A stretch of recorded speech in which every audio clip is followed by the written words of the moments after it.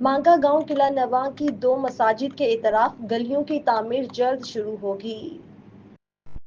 مسلم league نون کے senior رہنما محمد مستنصر بلّہ بٹ نے اپنے قریبی ساتھیوں کے ہمراہ قلعہ نواں کی دونوں مرکزی مساجد مسجد حنفیہ غوثیہ اور جامعہ محمودیہ کے اطراف گلیوں کا تفصیلی دورہ کیا۔ اس موقع پر محلے کے معزز بزرگ بھی ان کے ہمراہ موجود تھے۔ دورے کے دوران علاقے کے رہائشیوں نے بتایا کہ گلیوں کی خستہ حالی کے باعث نمازیوں کو مساجد میں آنے جانے میں مشکلات کا سامنا کرنا پڑتا ہے، جس پر محمد مستنصر بلّہ بٹ نے عوام کو خوشخبری سناتے ہوئے اعلان کیا کہ ملک افضل کھوکھر اور ملک انس محمود ایم پی اے کی خصوصی ہدایات پر ان گلیوں کی فوری تعمیر و مرمت کے کام کا آغاز کیا جائے گا۔ انہوں نے مزید کہا کہ مسلم لیگ نون کی قیادت کا مقصد عوام کو بنیادی سہولیات فراہم کرنا ہے اور عبادت گاہوں کے راستوں کو ہموار اور صاف ستھرا بنانا ہماری ترجیحات میں شامل ہے تاکہ نمازی بآسانی اور سکون کے ساتھ اپنی عبادات ادا کر سکیں۔ علاقے کے بزرگوں اور عوام نے اس اعلان کا خیر مقدم کرتے ہوئے